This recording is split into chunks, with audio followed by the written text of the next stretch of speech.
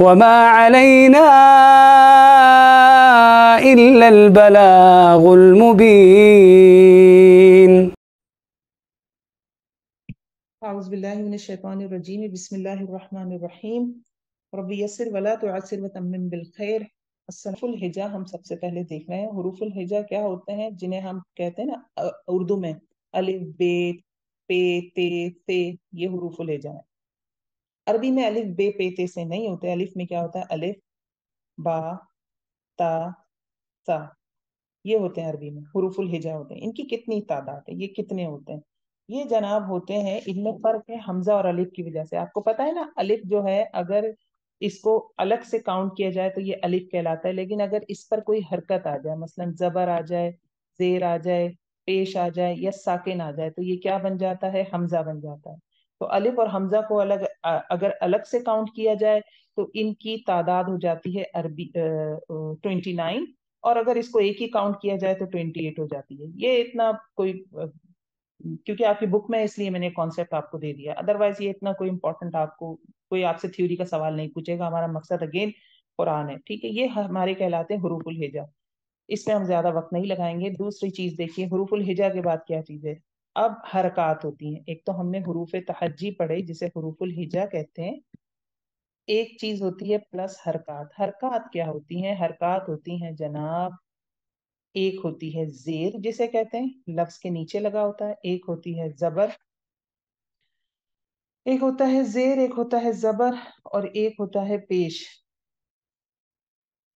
زیر ہو گیا، ایک ہوتا ہے زبر جو اوپر لگا ہوتا ہے حرف کے، اور ایک ہوتا ہے پیش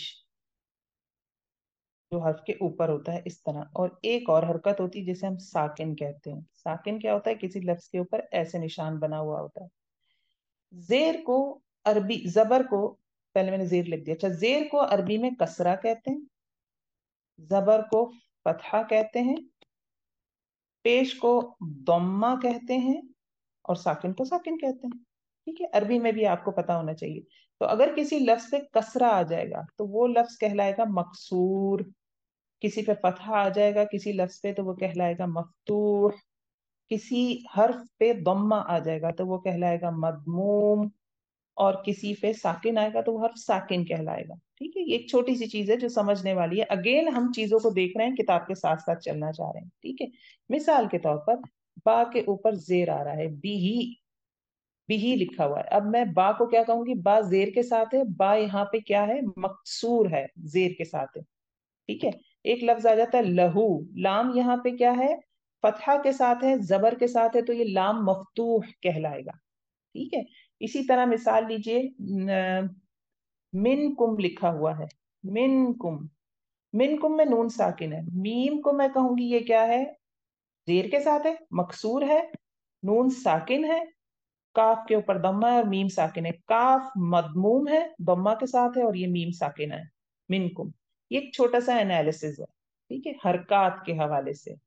صحیح ہے، یہ آپ کو اگر نئی چیز لگے تو یہ نئی چیز نہیں ہے. جب آپ پڑھیں گے نا، گرامر پڑھیں گے تو یہ ساتھ ساتھ خود بخود آپ کی زبان پہ کب چڑھ جائیں گے الفاظ آپ کو یہ نہیں پتا چلے گا. تو حرکات میں ایک تو یہ حرکت ہے جو کہ سنگل حرکت ہوتی ہے. ایک حرکت اور ہوتی ہے جو ڈبل ہوتی ہے، وہ بھی آپ کو پتا ہوگا. وہ کیا ہوتے ہیں؟ 2 زبر، 2 زیر اور 2 پیش. ٹھیک ہے، یہ سب آپ کو پتا ہے. میں نے صرف ایک ہلکا پھلکا سا ریویژن کر دیا. اصل چیز جب آئے گی جس پہ آپ کو بہت فوکس کرنا ہوگا تو میں مینشن کروں گی اس کو.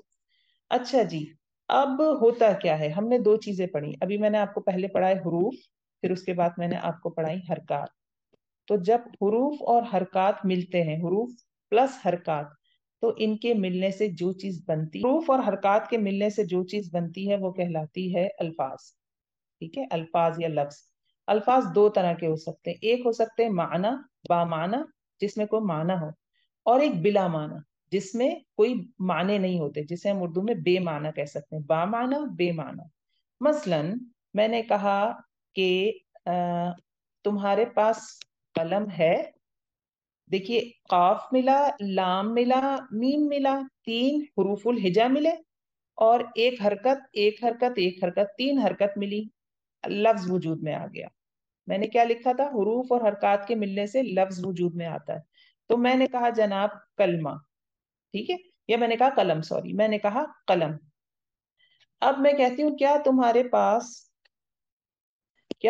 پاس قلم ولم ہے. مثال کے طور پر میں یہ کہہ رہی ہوں, کیا تمہارے پاس قلم ولم ہے, کیا تم نے کھانا شانا کھا لیا ہے.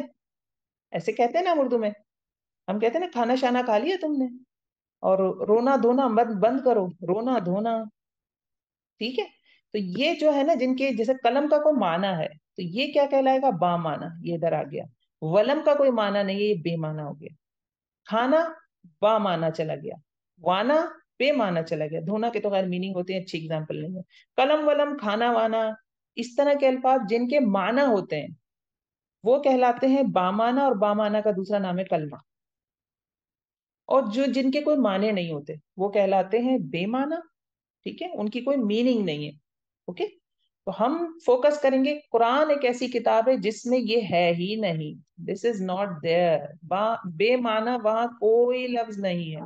قرآن میں جتنے بھی الفاظ ہیں سارے کے سارے بامعنی ہے. تو اب ہم پڑھیں گے سمپل کس کو, بامعنی لفظ کو. اسے میں ایک دفعہ اور لکھتی ہوں تاکہ تھوڑا سا کانسیپٹ اور کلیئر ہو جائے.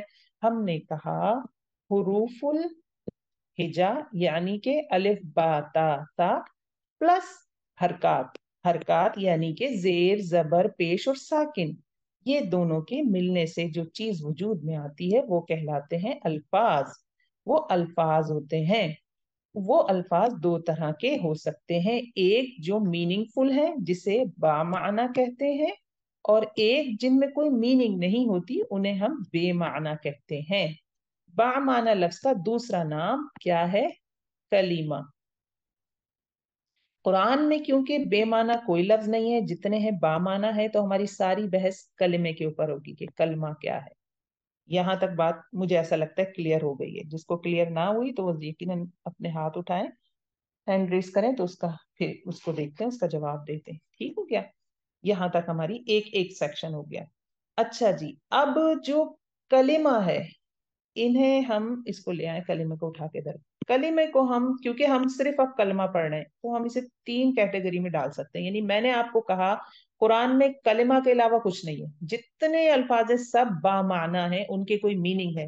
تو ہم تو پڑھنے لگے قرآن, تو چلے جناب قرآن میں جتنے بھی الفاظ ہیں, جتنے بسم اللہ سے لے کر برب الناس تک جتنے الفاظ ہیں سارے جمع کیے ایک جگہ, اور ان ساروں کو کلاسیفائی کر دیا, تو انہیں تین کیٹیگریز میں تقسیم کر دیا. پہلی کیٹیگری, جتنے بھی کلمات ہیں قرآن میں یا تو وہ اسم والے باکس میں آ جائیں گے, یا پھر وہ فعل والے باکس میں آ جائیں گے, یا پھر وہ حرف والے باکس میں آ جائیں گے. پورے قرآن کو شروع سے لے کر الحمدللہ سے کہہ کر ناس تک پڑھ جائیے, اس میں جتنے بھی الفاظ ہیں ان سارے الفاظ کو ہم نے تین کیٹیگری میں ڈال دیا. پہلی کیٹیگری نام کون سی ہے, اسم کی. دوسری کیٹیگری فعل کی, اور تیسری کیٹیگری حرف کی. تو جتنے بھی الفاظ ہیں قرآن میں یا تو وہ کلمہ ہوں گے, یا پھر وہ جتنے بھی الفاظ ہیں یا تو وہ اسم ہوں گے, یا پھر وہ فعل ہوں گے, یا پھر وہ حرف ہوں گے. تو اب ہم آگے جناب کہاں پہ, ہم نے شروع کیا حروف الہجا سے. حروف الہجا کے ساتھ ہم نے ملائی حرکات, تو الفاظ وجود میں آئے. الفاظ ہم نے دیکھے دو طرح کے ہیں, بامعنی ہے, بے معنی ہے. بے معنی ہم نے چھوڑ دیا, قرآن میں نہیں ہے, ہمارا اس سے کوئی تعلق نہیں. ہم آ گئے بامعنی کی طرف. بامعنی ہم نے دیکھا کلمہ بھی کہتے ہیں اس کو, کلیمہ بھی کہتے ہیں. اس میں ہم نے دیکھا تین اس کی کیٹیگریز ہیں, یہ تین طرح کے ہو سکتے ہیں یہ الفاظ, یا تو اسم ہو سکتے ہیں, یا فعل ہو سکتے ہیں, یا حرف ہو سکتے ہیں. یہاں تک ہماری بات پہنچ گئی. تو اس کا مطلب یہ ہے, مجھے یہ ازیوم کرنا چاہیے کہ اگر میں نے قرآن کو سمجھنا ہے تو مجھے نمبر ایک اسم, نمبر دو فعل, نمبر تین حرف, ان تین کو سمجھنا پڑے گا. جب میں ان تین کو اچھی طرح سمجھ لوں گی تو اس کا مطلب ہے کہ قرآن کے ایک ایک لفظ کو میں نے سمجھ لیا. تو جب میں نے اس قرآن کے ایک ایک لفظ کو سمجھ لیا, یعنی قرآن پورا سمجھ لیا گرامیٹیکلی. ٹھیک ہے, تو اب ہم نے شروع کرنا ہے اسم سے. تو اب ہمارا پہلا ٹاپک جو ہم پڑھیں گے وہ ہے اسم. ٹھیک ہے, شروع کرتے ہیں اسم کو ہم. اسم کے حوالے سے دیکھیے, اب میں اسم پڑھنے لگی ہوں. اب میں تھوڑا سا انٹروڈکشن آپ کو دے دوں کہ اسم اور فعل اور حرف کیا ہوتا ہے. تھوڑا سا میں آپ کو بتا دوں, ہم پڑھیں گے مگر اسم. میں نے یہ کہا, ایک دفعہ پھر میں سمرائز کر رہی ہوں, میں نے یہ کہا کہ کلمہ میں نے یہ کہا کہ حروف الہجا ملے, حروف تہجی, حروف الہجا, اس کے ساتھ ملی حرکات, بن گئے الفاظ, अल्फाज दो तरह के थे, एक थे बेमाना, I am not going there, एक थे बामाना जिसको कलिमा भी कहते हैं। Yes, I am doing discussion on कलिमा। कलिमा Quran में तीन तरह के अल्फाज पे हो सकता है, एक कहलाता है इस्म, एक कहलाता है फेल, और एक कहलाता है हर्फ। यहां तक हम पहुंच चुके हैं, ठीक है, बिल्कुल सिस्टमेटिकली चलते हुए आए। अब इस्म के हवाले से मैं आपको बताऊं, इस्म हम बचपन से इसका रट्टा लगाते हुए आ रहे हैं, किसी भी शख्स का, चीज का, जगह का या काम का नाम क्या कहलाता है? इस्म। जैसे सफाई करना, ये काम का नाम है, तुम क्या कर रही हो? सफाई, ठीक है, सफाई। तो यानी मैं जो काम कर रही हूँ क्लीनिंग है वो, तो ये काम का नाम भी, क्योंकि शख्स, जगह, चीज का नाम तो इस्म होता है, ये किसी का भी नाम इस्म होता है। फेल क्या होता है? फेल में ऐसे कलिमात जिनके अंदर कोई काम वक्त के साथ नजर आ रहा हो। जैसे अभी मैंने आपको एग्जांपल दी, सफाई, अहमद लिख लें, अहमद भी एक नाम है, कराची एक नाम हो गया, शख्स के नाम हो गए, जगह के नाम हो गए, कोई सिफ्त भी हो सकती है, जैसे अच्छा, खूबसूरत, प्यारा, ये भी तो एक सिफ्त है ना, ये सब इसमें आ गए, अस्मा है ये, नाउन्स जिसे कहते हैं हम इंग्लिश में, ठीक है। और फेल क्या होता है? काम, लेकिन इसके साथ वक्त होना जरूरी है।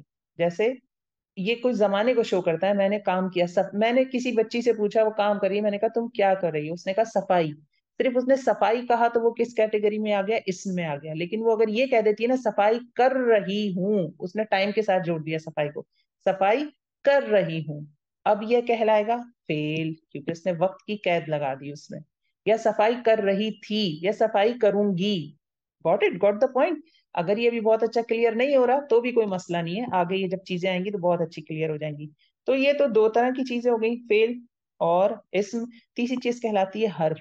हर्फ क्या होता है? हर्फ वो कलिमा है जिसके माना तो होते हैं, ये सब कोर्स, क्योंकि ये कलिमा है, लेकिन इसको अपने माना बयान करने के लिए किसी ड्राइवर की जरूरत होती है।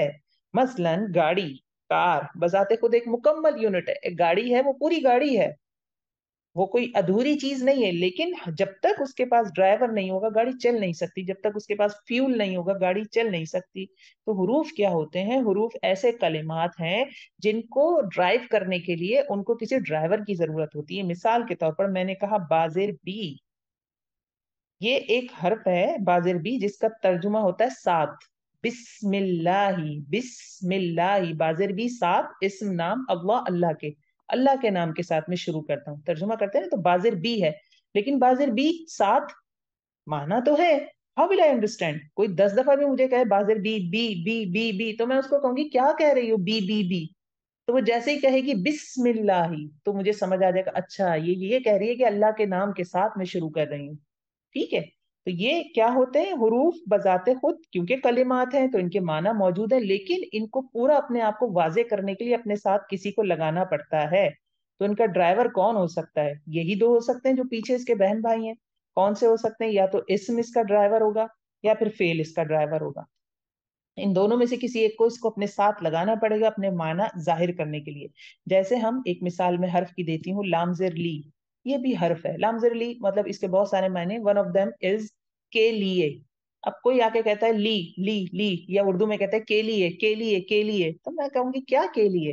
तो वो आगे इसके एक इस्म लगाता है, अल्लाह रब्बुल इज्जत का नाम है ना, इसम है, इसम हो गया, नाम आपको पता है इस्म होते हैं, तो वो कहता है लिल्लाही। तो मुझे समझ आती है बात, हाँ अल्लाह के लिए, यानी अब कोई ऐसी बात करने वाला है जिसमें ये बताना चाह रहा है कि अल्लाह के लिए है कुछ, ठीक है। तो हुरूफ क्या, ये हमारे तीन बेसिक थे। हमने बहस करनी है शुरू में इस्म पे, सारा हम शुरू में पढ़ेंगे इस्म, और इस्म के बाद हम दूसरे नंबर पे आएंगे फेल। और क्योंकि हर्फ बेचारा छोटा सा है, ठीक है, वो एडजस्ट कर जाएगा। हरूफ, हुरूफ को अलग से बहुत ज्यादा पढ़ने की जरूरत नहीं पड़ेगी। हमारी बेसिक ग्रामर में सारी बहस इस्म और फेल पर होनी है, ठीक है। हुरूफ खुद ब खुद बीच में पार्टिसिपेट करते जाएंगे, ठीक है जनाब। आते हैं नए पेज की तरफ। अब हम देखते हैं इस्म, इस्म के हवाले से हमने क्या पढ़ना है। इस्म की अगर हम बात करें, अब इस्म को पढ़ने के लिए हमें लाजिम चार चीजों को पढ़ना पड़ेगा। वो कौन सी चार चीजें हैं? अगर मुझे इस्म की अंडरस्टैंडिंग करनी है, कुरान में मुझे बहुत जगह अस्मा लिखे हुए नजर आएंगे, तो मुझे उनमें से उन चार चीजों को, इन चार चीजों का इल्म मुझे लाजिम होना चाहिए इस्म को पढ़ते हुए, नाउन को पढ़ते हुए, ठीक है। एक चीज मैं आपको बहरहाल बता दूं, एक्स्ट्रा चीज है, लेकिन क्योंकि आपको कुरान की आयत से ही फर्क होना चाहिए, कुरान जब आप पढ़ें तो आपको पता चलना चाहिए।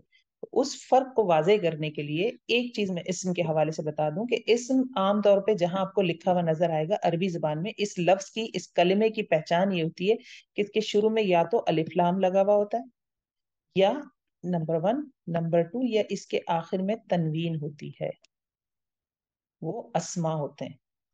ٹھیک ہے، یا تو الف لام لگا ہوتا ہے شروع میں، اگر کوئی حرف ایسا لکھا ہوا نظر آ جاتا ہے جس کے آگے آپ کو نظر آ جائے کہ الف لام لگا ہوا ہے شروع میں، یا پھر آخر میں تنوین لگی ہوئی ہے. لیکن ایک چیز ذہن میں رکھیے گا، یہ ہمیشہ نہیں ہے، کچھ اور بھی ہیں اس کے نشانیاں. میں صرف آپ کو ایک سمپل بتا رہی ہوں، اس کی بہت ساری اور بھی نشانی ہے، ضمیر بھی اسما ہوتے ہیں، بہت سارا کچھ ہے، کافی کچھ ہے.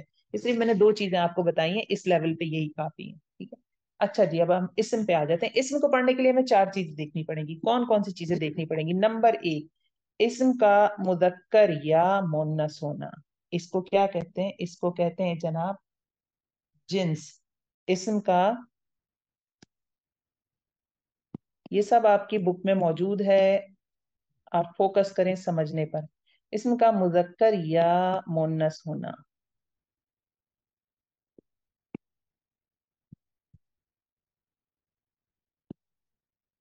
ٹھیک ہے جناب، اس کو کیا کہتے ہیں؟ اس کو دوسرے لفظوں میں جو اس کا نام ہے وہ ہے اس کا نام جنس، جسے ہم انگلش میں کہتے ہیں جینڈر. ایک تو چیز ہمیں یہ ڈیٹیل میں پڑھنی پڑے گی، اسم کا مذکر یا مونس ہونا، دوسرے لفظوں میں جینڈر پڑھنا پڑے گا. آپ کو کوئی لفظ لکھا ہوا نظر آتا ہے، اب ہم ایک لفظ لکھ لیتے ہیں. مثال کے طور پر میں یہاں پہ کوئی نام یا کوئی چیز، مثال کے طور پر میں یہاں لکھ لیتی ہوں الجنہ، لکھ لیتی ہوں. ٹھیک ہے، الجنہ، الجنتو، یہ میں نے لکھا. قرآن میں سے ایک لفظ اٹھایا میں نے، الجنتو لکھا ہوا. اب یہ میں نے سب سے پہلے الف لام دیکھ کے پہچان لیا، او ہو یہ تو اسم ہے، کیونکہ ہم نے ایک نشانی اسم کی پڑھ لی ہے. میں نے کہا یہ اسم ہے. اب مجھے اس لفظ کو سمجھنے کے لیے مجھے اس کے بارے میں کچھ چیزیں پتا ہونی چاہیے، جس میں سے پہلی چیز کیا ہے کہ یہ مذکر ہے یا مونس ہے. ٹھیک ہے، یہ ہم اب آگے پڑھیں گے کہ ہم کیسے پہچان لیتے ہیں کہ مذکر ہے یا مونس ہے. دوسری چیز جو اسم کے بارے میں مجھے پتا ہونی چاہیے وہ ہے اس کا واحد ہونا، کہ یہ واحد ہے، ایک کو شو کر رہا ہے، یا مثنیٰ ہے. مثنیٰ کا مطلب ہوتا ہے 2. عربی اردو میں تو واحد جمع ہوتے ہیں نا، بس عربی میں واحد کے لیے الگ لفظ آتا ہے، مثنیٰ یعنی 2. 2 کے لیے الگ آتا ہے، اور جمع. تو مجھے دوسری چیز اسم کے بارے میں کیا پتا ہونی چاہیے کہ یہ واحد ہے یا مثنیٰ ہے یا جمع ہے. اس کو کہتے ہیں عدد، جسے ہم انگلش میں کہہ دیتے ہیں نمبر. نمبر پتا ہونا چاہیے. الجنہ جو لکھا ہوا یہاں مجھے نظر آ رہا ہے، تو مجھے پتا ہونا چاہیے ایک، اس سے مطلب ایک جنت ہے، 2 جنتیں یا بہت ساری جنتیں. کیونکہ مجھے اس کو گرامیٹیکلی اینالائز کرنا ہے آیت کو، کہ اللہ تعالیٰ کیا فرما رہے ہیں. ایک جنت کی بات کر رہے ہیں، 2 کی بات کر رہے ہیں، بہت ساروں کی بات کر رہے ہیں. یہ ہم کیسے کریں گے، یہ بھی ہم آگے پڑھیں گے. تیسری چیز جو اسم کے بارے میں مجھے پتا ہونی چاہیے وہ ہے اسم کا معرفہ یا نکرہ ہونا. معرفہ نکرہ آپ کو پتا ہوگا آلریڈی. معرفہ نکرہ کیا ہوتا ہے؟ کامن ناؤن اور پراپر ناؤن. پتا ہے نا معرفہ کیا ہوتا ہے؟ Proper noun. اور نکرہ کیا ہوتا ہے؟ Common noun. اس کو کیا کہتے ہیں جناب؟ جناب اسے کہتے ہیں وسعت، یا انگلش میں کہتے ہیں کیپیسٹی. اس کی کیا کیپیسٹی ہے؟ ٹھیک ہے، تیسری چیز یہ ہمیں پتا ہونی چاہیے. یہ اب مجھے پتا ہونا چاہیے جو الجنہ میں نے لفظ قرآن میں سے دیکھا ہے، یہ کیا ہے؟ یہ معرفہ یا نکرہ ہے؟ یہ مجھے کیسے پتا چلے گا؟ یہ ہم آگے پڑھ لیں گے ابھی. چوتھی چیز جو مجھے اسم کے حوالے سے پتا ہونی چاہیے وہ کہلاتا ہے اعراب. اعراب، اعراب کیا ہوتے ہیں؟ اعراب کو پہلے دیکھ لیتے ہیں دوسرے لفظوں میں سے کیا کہتے ہیں. اس کے لیے انگلش کا ایک اچھا لفظ ہے اسٹیٹس. اس کا جملے میں اسٹیٹس کیا ہے، یعنی یہ جملے میں کام کیا کر رہا ہے، اس کو کہتے ہیں اعراب. اعراب کو ہم الگ سے پراپر ڈیٹیل میں دیکھیں گے. اعراب کو ہم اردو میں سمجھتے ہیں، اردو میں مطلب جب ہم ڈے ٹو ڈے لائف میں بات کرتے ہیں تو ہم اعراب سے عام طور پہ کیا سمجھتے ہیں؟ آپ نے یہ چیز نوٹ کی ہوگی، ہم اعراب سے سمجھتے ہیں زیر، زبر، پیش. یہ کیا تھی؟ یہ اعراب تھے؟ نہیں، میں نے آپ کو بتایا یہ کیا چیزیں تھیں، یہ تھی حرکات. یہ حرکات تھی، اعراب نہیں تھے. حرکت کی وجہ سے اعراب. اعراب کیا ہے؟ اسٹیٹس ہے. اسٹیٹس سے کیا مراد ہوتی ہے کہ میرا اسٹیٹس کیا ہے. مثال کے طور پر ایک جملہ لیتے ہیں، سلمان احمد سے ملنے آیا. سلمان احمد سے ملنے آیا، ہم اس کو لکھ لیتے ہیں، سلمان अहमद से मिलने आया। दोनों का स्टेटस अलग है। सलमान जो है वो आ रहा है, और जिससे मुलाकात की जा रही है वो अहमद है। सलमान आ रहा है, उसका स्टेटस अलग है, वो आने वाला है, उसका स्टेटस ये कि वो आएगा, वो आया हुआ है। और जिससे मुलाकात हो रही है वो अहमद है। तो मुलाकात करने वाला सलमान है और मुलाकात जिससे की जाएगी वो अहमद है, ये स्टेटस है। जैसे घर इंग्लिश में हम इस्तेमाल करते हैं ना, इसका स्टेटस ये है, फला इंजीनियर है, फला डॉक्टर है, फला का स्टेटस बड़ा मजबूत है। ये सारी हम वैसे भी आम जबान में इस्तेमाल करते रहते हैं। तो हम अरबी जबान की खूबसूरती ये है कि वो यहाँ पे कुछ अल्फाज इस्तेमाल करेगा, जेर जबर पेश, यानी हरकत चेंज करेगा और स्टेटस बदल जाएगा। इसको थोड़ा सा समझने के लिए, मैं स्टेटस क्योंकि कंफ्यूज करता है, तो मैं एक मिसाल आपको जरूर देना चाहूंगी। मिसाल के तौर पर मैंने एक सेंटेंस लिखा, मैंने लिखा अरबी का एक जुमला, दौरबा। मैंने अरबी का एक जुमला लिखा, दौरबा हामिदुन महमूदन। एक जुमला ये लिखा। दूसरा जुमला मैंने लिखा, दौरबा हामिदन, दौरबा महमूदुन हामिदन। ठीक है। इसका तर्जुमा बनता है जनाब, इसका तर्जुमा है, हामिद ने महमूद को मारा। ठीक है। और इसका तर्जुमा बनता है, महमूद ने हामिद को मारा। ठीक है। इसमें स्टेटस क्या है? हामिद का, हामिद मारने वाला है। इसमें स्टेटस क्या है? हामिद की पिटाई हो रही है। स्टेटस चेंज हो गया, नाम एक ही है, हामिद हामिद। स्टेटस दोनों जुमलों में चेंज है। एक जुमले में तो हामिद मार रहा है और एक में बेचारा हामिद पिट रहा है। तो आपने नोट किया कि स्टेटस किससे चेंज हुआ? ये देखिए, एराब लगे हुए। Can you notice this thing? इसकी तब्दीली से यहाँ पे दो जबर है और यहाँ पे दो पेश हैं, ये कहलाते हैं एराब। यानी ये हरकत है, हरकत की वजह से स्टेटस बदल गया। तो हम इसीलिए लोग क्या करते हैं, मिक्स कर देते हैं हरकत को और एराब को। तो एराब क्या है? पूरा इस्म का स्टेटस है। यहाँ पे इस दम्मतैन की वजह से, दो पेश की वजह से, हामिद का तर्जुमा जब हम करेंगे तो कहेंगे हामिद पिट रहा है, हामिद मार रहा है। जब मैं ये उर्दू में तर्जुमा करूंगी, मुझे तो हामिद और महमूद दोनों नजर आ रहे हैं, मुझे क्या पता कौन किसको मार रहा है। तो जब मैं ये दम्मतैन देखूंगी या दो पेश देखूंगी, तो मैं तर्जुमा करते हुए लिखूंगी कि हामिद मार रहा है। और जो मैं फतहतैन देखूंगी या दो जबर देखूंगी, तो मुझे इससे पता चल जाएगा कि जो फतहतैन जिसके साथ है उसका स्टेटस ये कि वो पिट रहा है। अब ये कैसे बन गया, ये हम जब जुमला फेलिया पढ़ेंगे तो बहुत अच्छा एक्सप्लेन हो जाएगा। मेरा अंदाजा ये है कि आपको स्टेटस का थोड़ा सा कॉन्सेप्ट आ गया कि किस तरह ये एराब जो है ये हरकत से जुड़ा हुआ है, लेकिन ये हरकत नहीं है। तो कुरान में यही होता है। आप एक जुमले में मुसलमान भी लिखा हुआ आ रहा है और काफिर भी आ रहा है। अब दोनों लिखे हुए हैं और उसमें काम हो रहा है। जैसे फतह हासिल की मुसलमानों ने काफिरों पर, अब आपको कैसे पता चलेगा कि आपको तो मुसलमान भी लिखा नजर आ रहा है, काफिरीन या काफिरून भी लिखा नजर आ रहा है। तो आप ये स्टेटस देख के तर्जुमा समझेंगी उसका कि इसका स्टेटस क्या है, इस पे कौन सी हरकत लगी, उस हिसाब से मैं इसके आराब, इसका स्टेटस डिफाइन करूंगी। ये हमारा क्या कहलाएगा? ये हमारी चौथी चीज कहलाएगी। जी, इस पेज पे थे हम। ठीक हो गया। तो ये हमने जनाब ये चारों चीजें पढ़नी होंगी। इस्म का एराब मेरे ख्याल से हम अपनी क्लास आज के लिए इतनी ही रखते हैं। आज आपका क्या होमवर्क है? आज आपका होमवर्क ये है कि आप खुद से कुरान में, कुरान खोलेंगे और कुरान खोलने के बाद अलिफ लाम और तनवीन वाले हरूफ पर गौर करेंगे। ये सिंपल आपका खुद से होमवर्क है। आज प्रॉपर मैं आपको कोई होमवर्क नहीं दे रही जो आप क्लास में भेजें। ठीक है। पहले हमारा जरा ग्रुप अलाइन हो जाए, होमवर्क के ग्रुप बन जाए, सारे अपने अपने ग्रुप में चले जाएं, आपके जो वॉलेंटियर्स हैं उनसे इंट्रोडक्शन हो जाए। तो उसके बाद हम जो है इसको प्रॉपर होमवर्क देंगे, जो कि इंशाल्लाह अगली क्लास में आपको मिल जाएगा। तो आपने खुद से क्या करना है, आपने ये अलिफ लाम और ये तनवीन वाले हरूफ जो भी तिलावत कर रही है, सूरह फातिहा ले लें या सूरतुल बकरा का कोई भी पेज ले लें, कुरान का पेज ले लें, उसमें जरा ढूंढिएगा अलिफ लाम वाले कितने अल्फाज नजर आते हैं आपको, तनवीन वाले कितने नजर आते हैं, और इस कॉन्सेप्ट के साथ ढूंढिएगा कि ये अस्मा है, दीज ऑल आर नाउन्स। और अब मुझे नाउन्स की थोड़ी थोड़ी पहचान होना शुरू हो गई है। यही आपका होमवर्क है। अल्लाह रब्बुल इज्जत आपके लिए बहुत बहुत आसानी करे। और किसी के पास कोई इल्म नहीं, सुब्हानक ला इल्म लना इल्ला मा अल्लमतना। जो अल्लाह ने सिखा दिया वही इल्म है। जो आपको मिल रहा है अल्लाह सिखा रहे हैं, जो मेरे पास है अल्लाह रब्बुल इज्जत सिखा रहे हैं। تو اس پہ شکر گزاری اللہ کی بنتی ہے، اللہ کی شکر گزاری کریں، مہربان اس کے لیے اس شکر گزاری کا اچھا طریقہ یہ ہوتا ہے کہ جو آپ کو مل رہا ہے دوسروں کو دیں، تو دوسروں کو بھی شریک کریں، کچھ سمجھ آیا ہو تو دوسروں کو بھی لے کر آئیں اس کلاس کی طرف، اور انشاءاللہ ملتے ہیں جناب اگلی کلاس میں۔ بہت شکریہ تشریف لانے کا۔ سبحانک اللہم و بحمدک، نشہد ان لا الہ الا انت، نستغفرک و نتوب الیک۔ السلام علیکم و رحمۃ اللہ وبرکاتہ۔